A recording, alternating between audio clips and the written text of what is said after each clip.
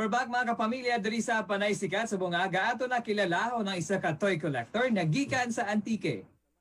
Ato ni baluon kon nga nakahiligan niya ang pag-collect sa sinigang mga hampanganan. Let's watch this.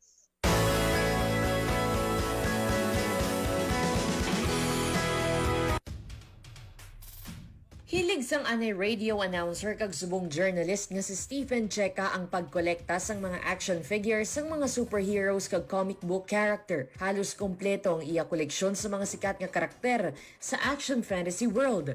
Pero kay Stephen, bata pa siya sang nahilig sa mga superheroes. Bangod pigado ang pangabuhi isang una, na kontento siya sa paghulam sang mga comics sa mga abyan. Apang ang hilig, iyagin padayon sa nakatulutawhay na ang pagpangabuhi. Sa sulod sa iya art classroom sa iya pulian, nakadisplay ang mga koleksyon humalin sa karakter sang Predators, Spawn, Hellboy, Kill Bill, Dragon Balls, Super Mario kag Star Wars.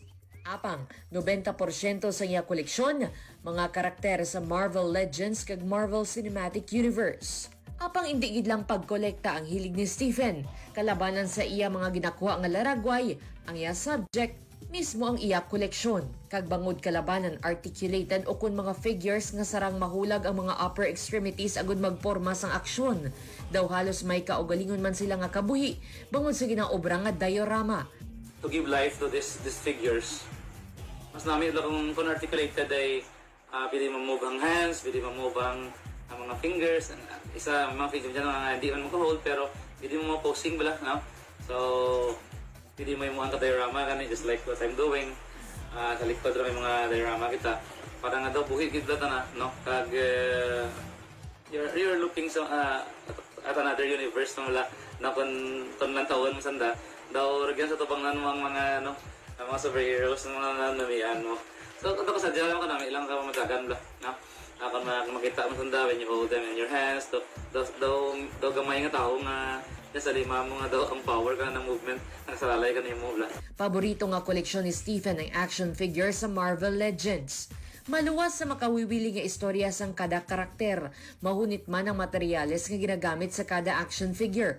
Gani sumugod nga nag-quarantine, mas nahatagan siya sang oras sa iya mga koleksyon, agud mas mangin artistic sa pagkuha sang laragway, kag mag-conceptualize sa mga diorama. Ang iban, laala lang ka ng kabataan, kag ang bata nga nga, daw ano lang kakaitan na kang ano ba, ang mga memories mo na pukaw kauna when you were young kan time lang wala ka giti brakal kang toys no kag kan time nga wala pati toys nga nag-exist pares ka mura chula na kag kauna kita mo lang sa mga movie kaya video mo rin naman si Balan and you can create the stories and you can post and play with them na nagagawa yung mga inner child no every time nga mag-play manda. Dako ang bulig sang koleksyon ni Stephen pag-abot sa iya mental health. May kalingawan man pati ang iya mga estudyante sa art class. Gani mas makawiwili nga magpautwas ang imahinasyon sa ila obra maestra. Apang para sa kolektor, importante sa gihapon ng maayong nga relasyon sa Ginoo, sa pamilya, kag sa mga abyan agud hindi mapatyagan ng kamingaw kag distansya, bisan pa malayo sa kada isa. It really helps as regards to sanity, okay lang. Daw mga miniature friends sa tawag ko rin dyan eh. And of course, pero bahagi na bagay ito na ang mga ang tutuod ng mga friends natin, mga tao, ang mga i-treasure natin sa lagid, no? Ito mga pinalaga sa kabuhi, family natin, mga asawa nyo, mga bana nyo, mga girlfriend or boyfriend nyo, mura, no? Parents nyo, bugto nyo, mura ang pinaka-the best nga friends natin because these things cannot speak, these things cannot help you in times of trouble, but at the end of the day, it's your family and most of all, it's God. Mensahe sini sa mga may plano magkolekta sa mga action figures o kung anuman nga sa isang bagay nga nahamutan.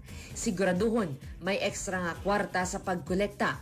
kag indi magbakal kun para gid lang magkolekta nga wala sang kwarta para sa importante nga kinahanglanon sa kaugalingon kag sa pamilya. Likawan nga mag-inaway sa kapareho nga kolektor o kun mag-scam sa iban agud makabakal sang naluyagan. Himuon gid lang nga kalingawan ang pagkolekta kag indi pag idedekarang bilog nga kabuhi diri. Bangod may mas labing importante nga bagay nga dapat hatagan sang pagtamod. The best superhero natin is our family, and the greatest superhero is our God. So si God ang pinaka-the best na superhero natin, the most powerful, and hindi mas powerful ka na. So diyan nga mga bagay, worldly lang dyan, pero ang pinaka-the best gid kung kapangita kita superhero atong gabuhi, parapit kita sa Ginoo. Wala asang ginapili nga edad ang pagkolekta sang mga action figure. Panugyan ni Stephen, talag sa lang wangin bata. Gani dapat i-enjoy ang mga nahamutan agud bisan nagakaedad na. Ang balatyagon daw kaangay lang sang isa ka bata nga gina-enjoy ang kabuhi sa pihak sang mga problema. Ini si Bea Zaragoza para sa Panay Sikat.